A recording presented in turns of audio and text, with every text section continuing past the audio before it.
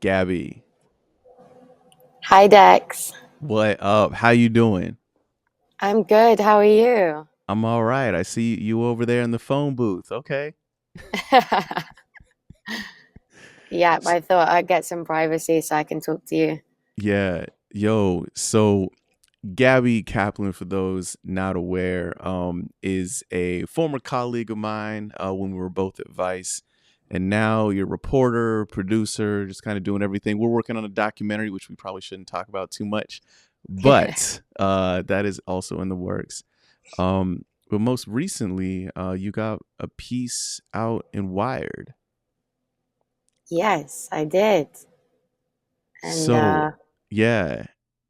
S- So, I mean, we could talk about. We're going to get right into the article in a little bit, but I mean, the headline of this is they brought, or excuse me, the headline of this piece is they bought tablets in prison and found a broken promise. So,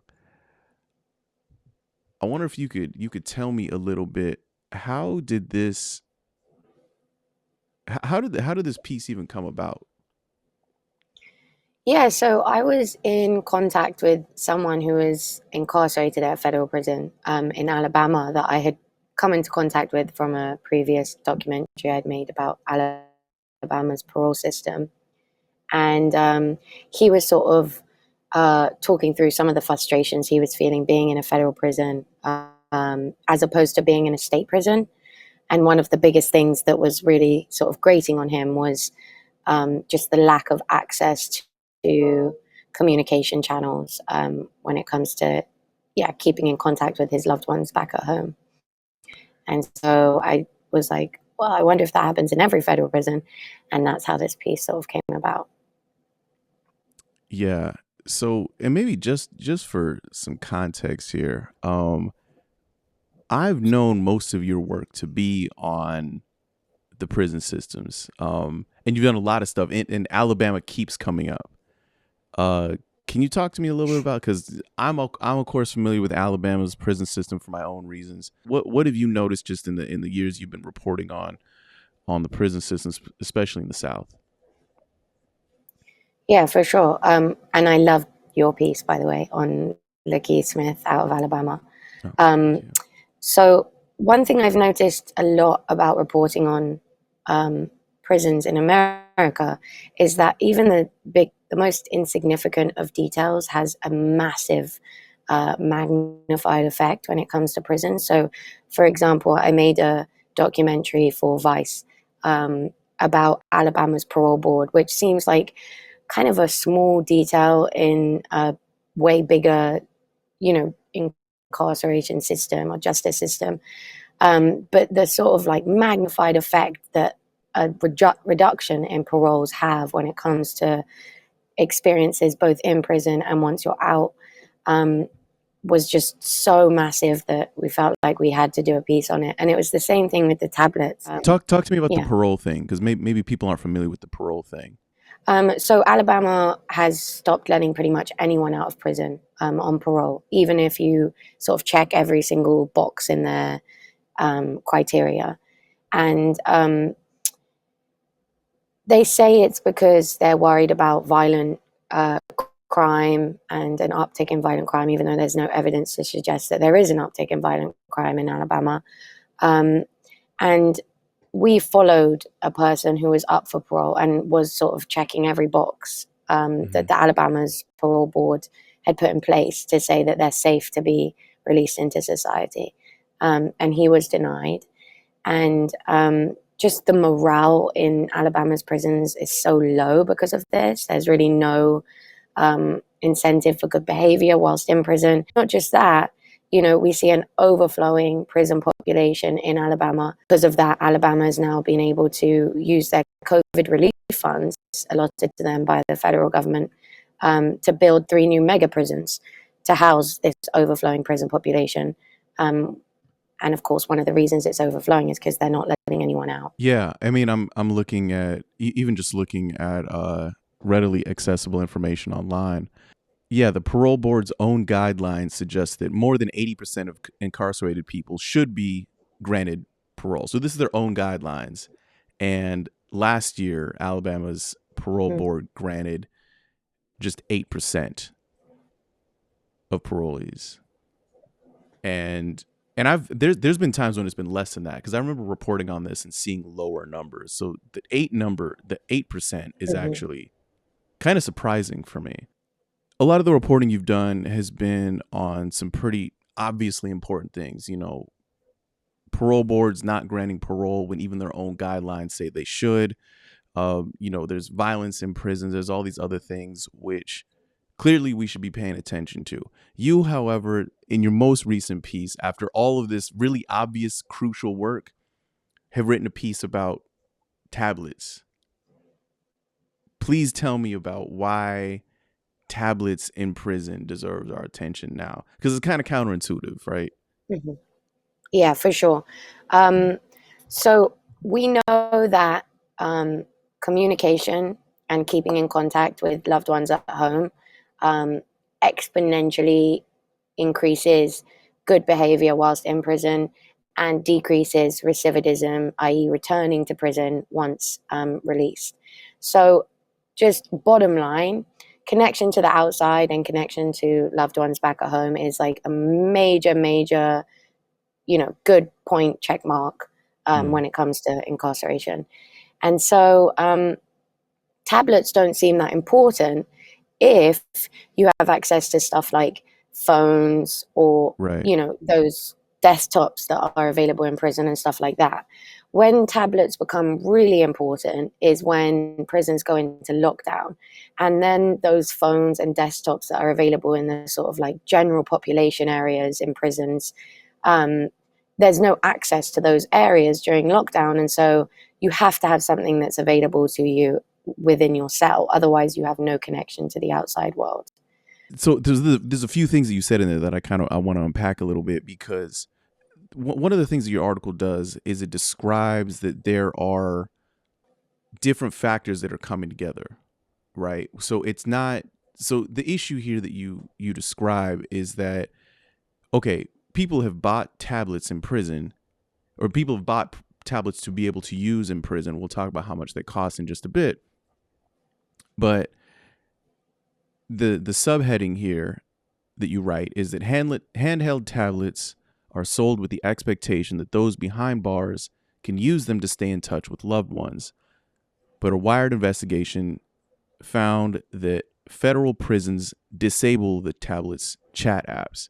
So what you found, you sent me, and I'm not going to pull this up here. I'm not going to show it on screen, but you sent me some of your background reporting.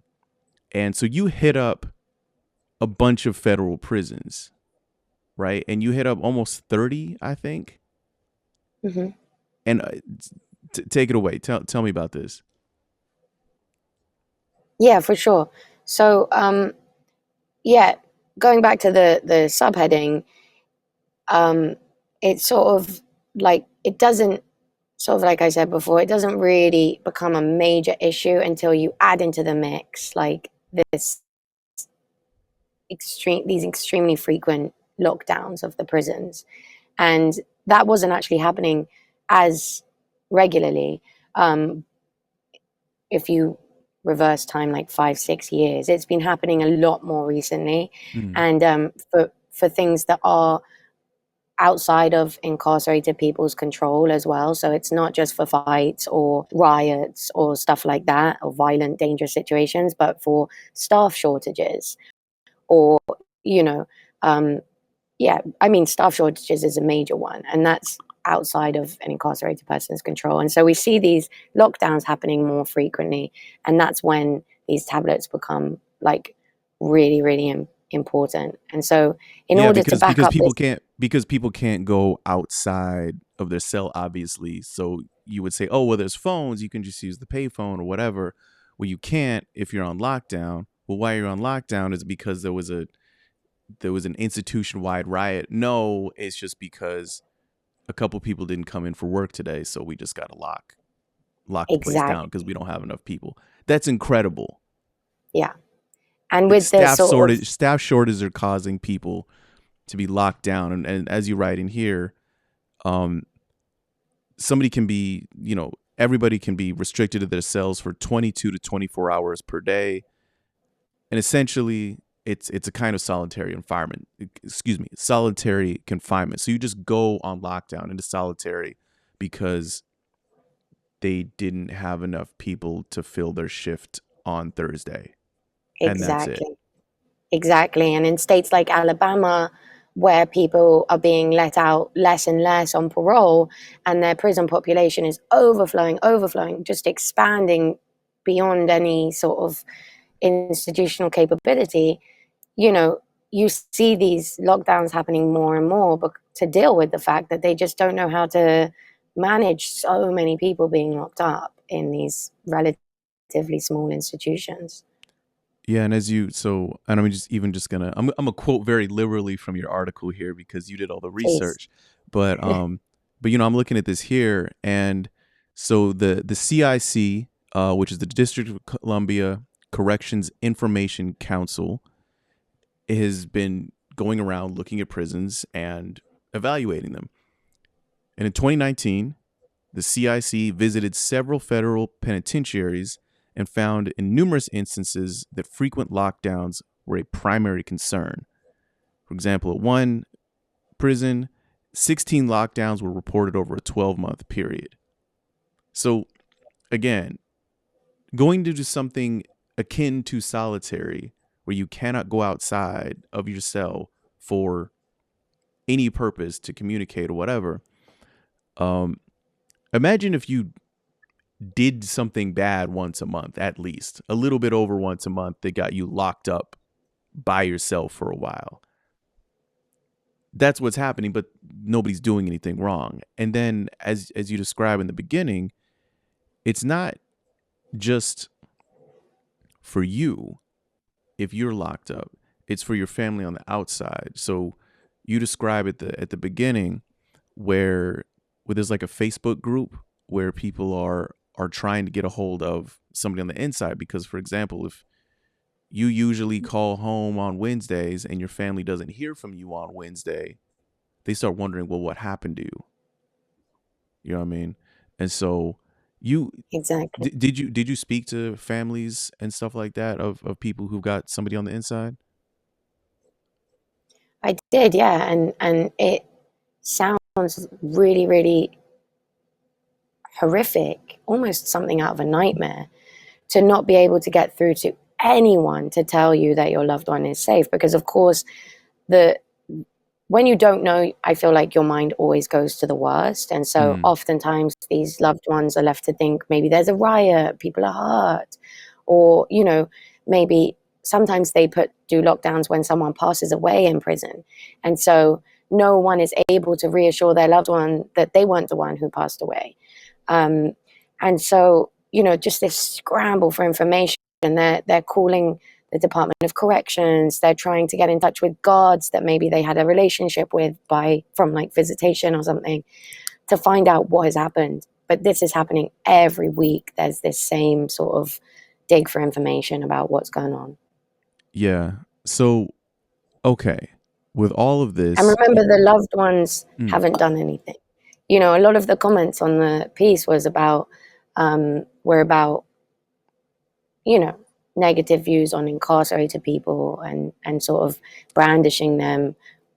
But this is loved ones going through this torment as well as the incarcerated people.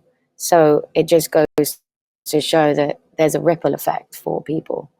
right, right. You're talking about the comments that were left on the Wired article in the comment section. Yeah.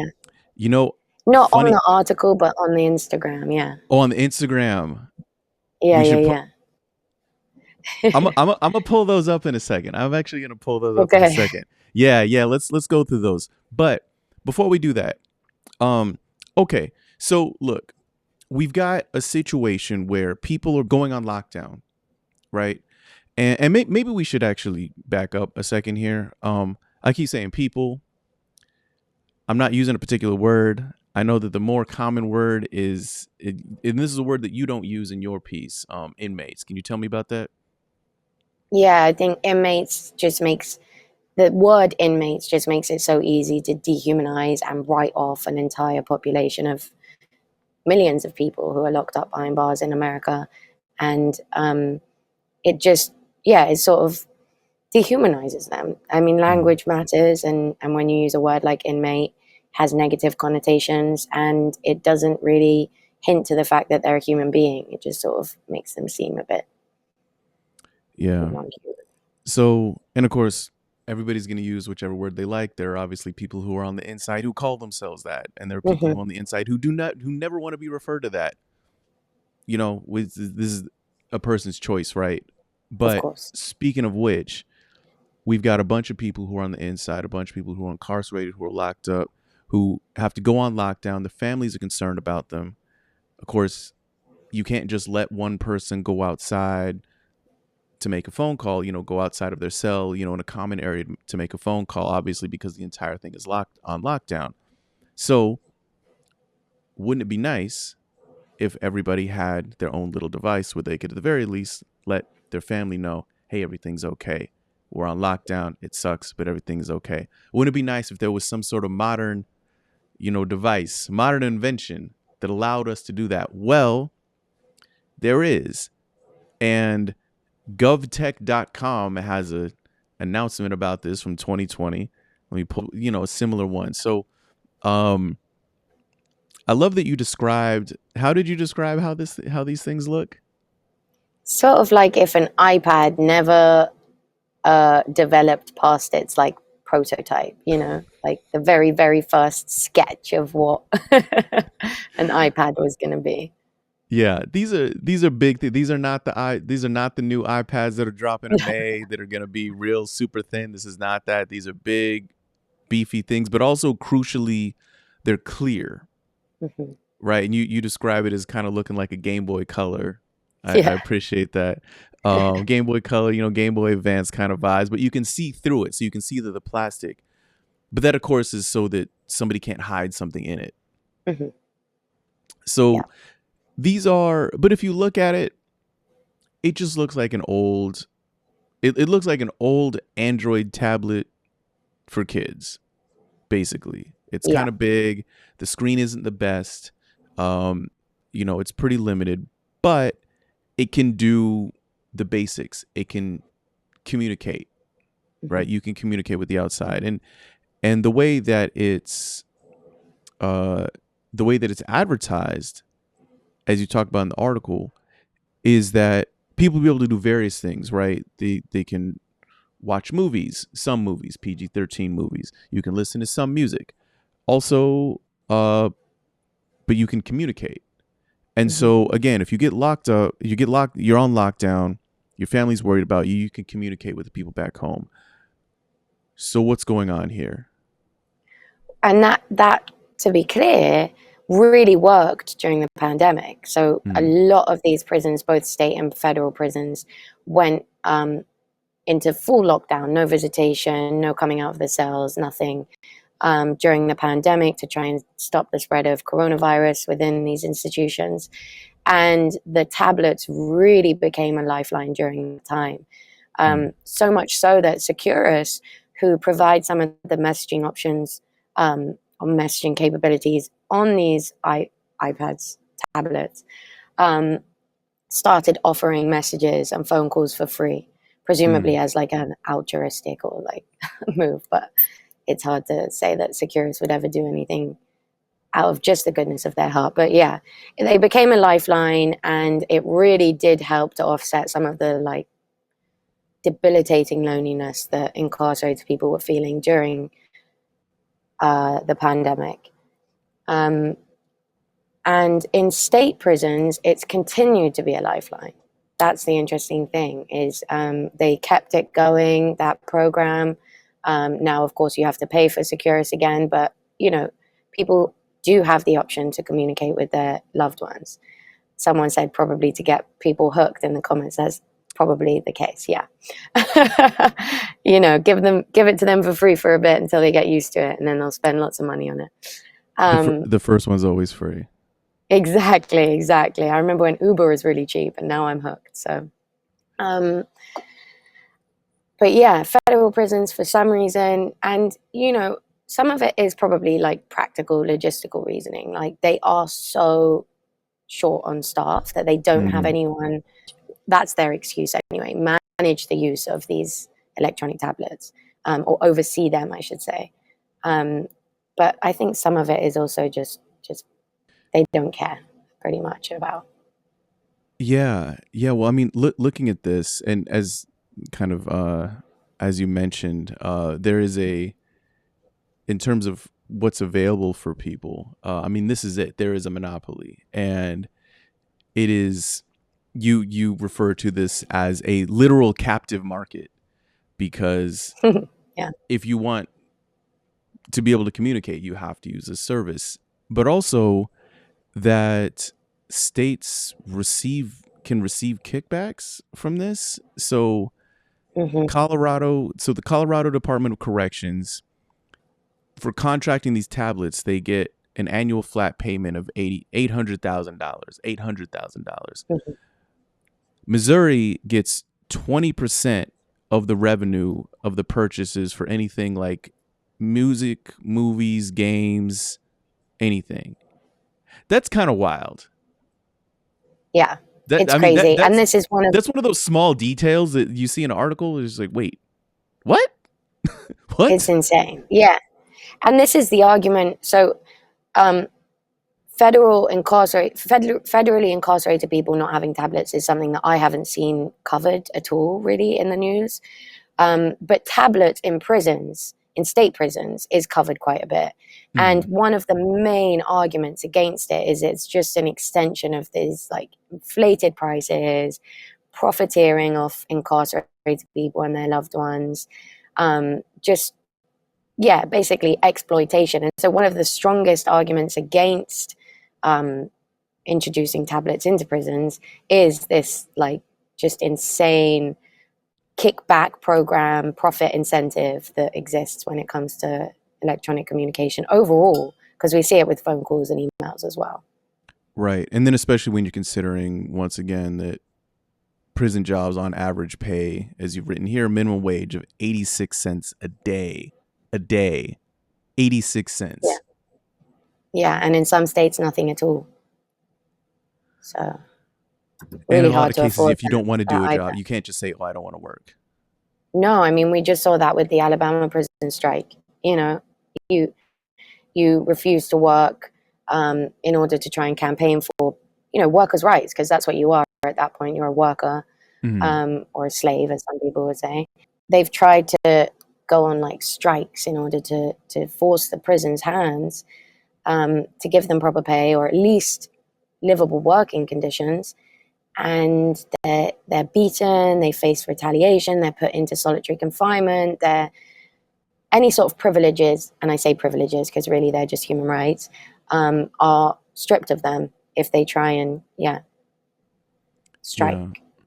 So these devices, right? You're able to, as advertised, you're able to message, you're able to watch movies, you're able to download some music, play some games. But then again, coming back to your article, you got in contact with almost 30 federal prisons and you couldn't find a single facility that allowed messaging. A single one. Not one. And eh, Oh, so the messaging has been turned off, and you've got quotes here from people who said, I never would have bought this thing. Again, people who are mm, making 86 cents a day, if they're making anything, which means that people on the outside are definitely buying these things for them. Um, they wouldn't have they wouldn't have bought this if it was for that. yeah. And I think if we continued the reporting, if we had managed to make contact with every federal prison, I think we would have found the same pattern. And one can assume that just from the Bureau of Prisons response, that they don't allow for communication on the tablets. So, yeah, Yeah, so okay, it's hold on. When you ask, so you talk to somebody, I'm assuming you talk to somebody and ask, okay, is this a policy? Why not? yes. What was their response? Yeah. So I spoke to the Bureau of Prisons spokesperson, And my question to him was, does the BOP, the Bureau of Prison, plan to enable communication applications on the electronic tablets? And their exact quote was, currently, there are no plans to enable the public messaging options on the Keith Score 7 tablets. And the Keith Score 7 tablets are what the Federal Bureau of Prisons contract has. So those are the tablets available to federal incarcerated people. So basically, he admits, like, they admit it, but is there any there's no reasoning? So, so I said, why do all federal prisons across the US disable the e-communication options on Keith Score 7 tablets? And his response was, the BOP Trust Fund Branch works in conjunction with internal stakeholders to establish a commissary secure media device program that is used for leisure activities with services and functionality that meet the FBOP security requirements. So basically what he's saying is that there's security risks if they were to enable those communication functions on the tablets. There's security risks. Okay, let's take him at his word. Let's take the spokesperson at their word. That there's security risks. Okay, there's some other risks that you also talk about. I think in the beginning, of our conversation here, which is to say, what are the risks of somebody not being able to use this communication device? Mm-hmm. Yeah, I mean, we've seen it over and over again that when prisons limit communication to the outside, that bad behavior, that violent, outbreaks are a much more common occurrence within facilities. Communication with loved ones in the outside world greatly reduces chances of violence within prisons, just because, it's a reminder that the world outside exists and is waiting for you once you get out, and that there are people outside who love you and care about you. And without that, it's really hard to keep hope. And without hope, it's hard to not lose yourself a little bit. Yeah, and again, this is research. This is not one person. This is not anecdotal. This is actual research that's been done on this. You've quoted it. I've seen this quoted all over the place, that recidivism, again, reoffending, going back into prison, one of the best ways to reduce that is to make sure that somebody has connections and a good community to go home to. If you just drop somebody off on the side of the road once they finish their sentence with, their shoes and a jacket and a comb in a plastic bag, and say, all right, best of luck, buddy, you're going to be seeing them again soon. Mm-hmm. Yeah. In a bad way. Exactly. And it's not just human rights organizations that have done this research. It's also federal researchers. Like, even on the BOP's own website, it notes that communication and connection to the outside world is super important when you're locked up. So, it's without any sort of pushback. That is just fact. Yeah. So you mentioned the comment section. Let's do the thing that they tell us never to do, and let's look at some of these comments. You ready? No. No. It shows a really dark side of our society, these comments. Here we go. So this is a post which, yeah, I know you already saw it. This is a post. This is a post which just summarizes some basics of the article, right? And the first comment we have is, delete this dumb post. They're in federal prison for a reason. Another one. I can't believe they are discussing whether or not criminals can communicate with someone outside prison. If he wanted to talk, he wouldn't commit a crime in the first place. Good. Prison is prison. Stop normalizing criminals. I got to ask, are you surprised by these comments, Gabby? I'm surprised by how many. Yeah, there's not a single. From what I read, there wasn't a single empathetic comment or sympathetic comment. I mean, there's one here. There's one here.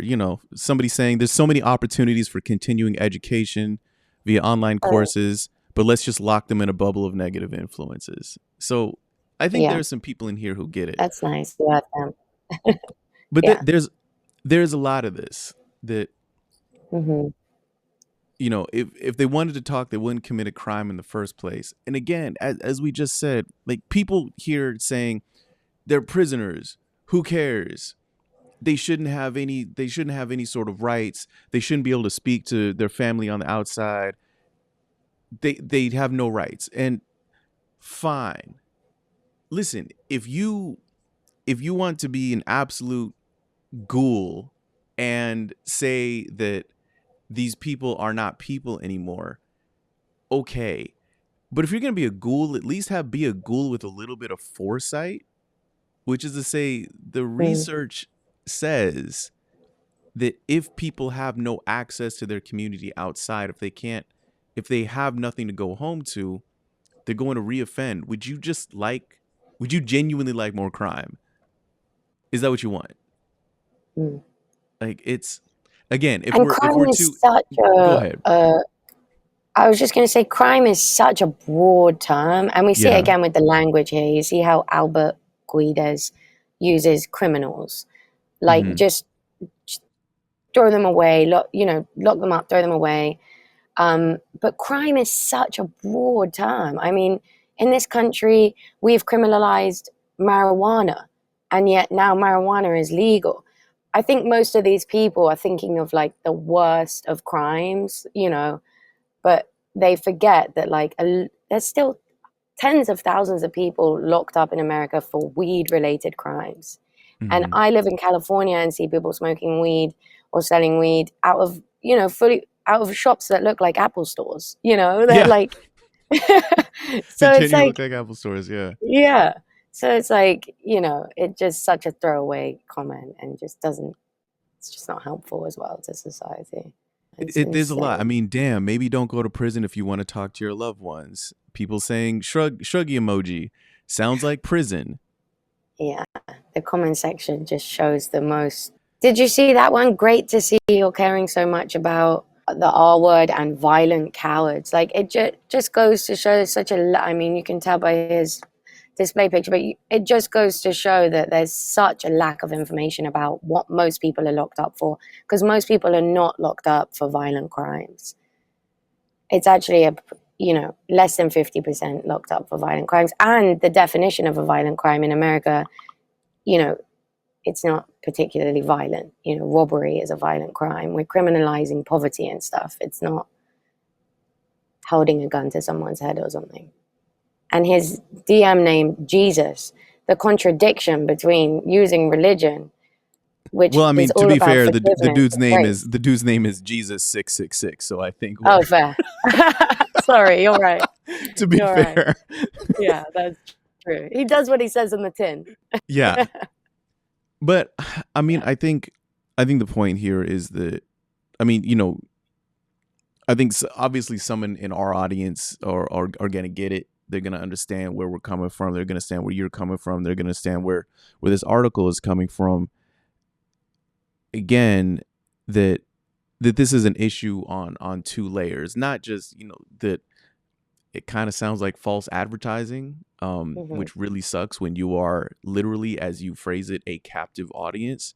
Hmm. Um, but also, you know, I noticed how you began the conversation. I feel like a lot of times we always have to begin these conversations like this when we talk about people who are incarcerated, is we have to back up and not talk about the fact that it's a person. We have to talk about the fact that it always seems like we have to talk about the benefit to everybody else. Like, Hmm. listen, here's how this is a good thing for you. Here's how this, Hmm. dear reader, this is how Hmm. you, who may not know anybody who's been in the system or who is in the system now, who may not have any experience with this, but here's how this is not scary to you and this is okay to you. And I just noticed that you started off with that. And I feel I do that too a lot of times, is we start off when we're trying to advocate again for people who happen to be locked up, yes, who may have done something really terrible.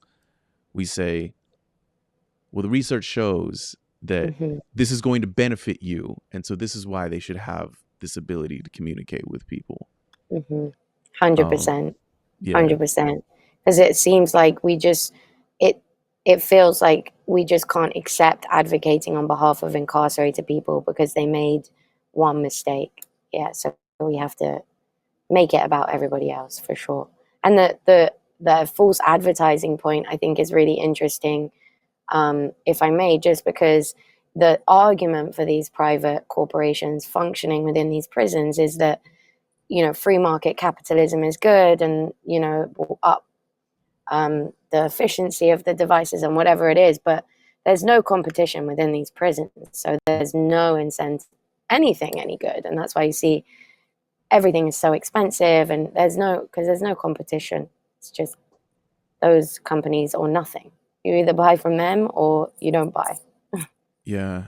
And somebody said, there's somebody saying in the comments right here on Instagram, that these people wouldn't be saying that if it was their loved one in prison. I'm actually not sure about that. Mm, I'm actually not 100% sure about that. I think obviously that knowing somebody who's been through the system, knowing somebody who's in the system, hopefully would make you a little more sensitive to these things. But I feel like just societally, we've gotten so used to and we've become so encouraged to, once somebody walks through those doors, they're no longer a person. I feel like I've certainly have seen people who, even if it is a family member, just immediately they want nothing to do with them. Just mm, it's, and I think it is an outside pressure. It's not just them, but there's so much shame associated with that, mhm. To that distance yourself, yeah. people will actually distance themselves from somebody, even if it is a close relative or something like that, Mm, rather than saying, wow, this person did something really terrible. I hope that they can get back on their feet, and I hope that I can be here to support or at least cheer them on from afar when they come home. Just, yeah, I don't want to talk to this person anymore because now I'm embarrassed. They've shamed me. hmm You know what I Exactly. mean? It's so sad. It's so sad that we're just chucking people away, every day in this country, and just writing them off. When actually, if we made the effort to rehabilitate and we made the effort to educate whilst in, behind bars, we would end up with a lot of incredible people coming out the other side that could really contribute to society in an incredible way. But we're just sort of writing them off. Yeah. Yeah. Well, it looks like you didn't reach everybody who was on Instagram, but of course a lot of those people didn't actually read the article. So hopefully some of those people do, and hopefully some of the people who hear this or watch this do get a chance to check the article.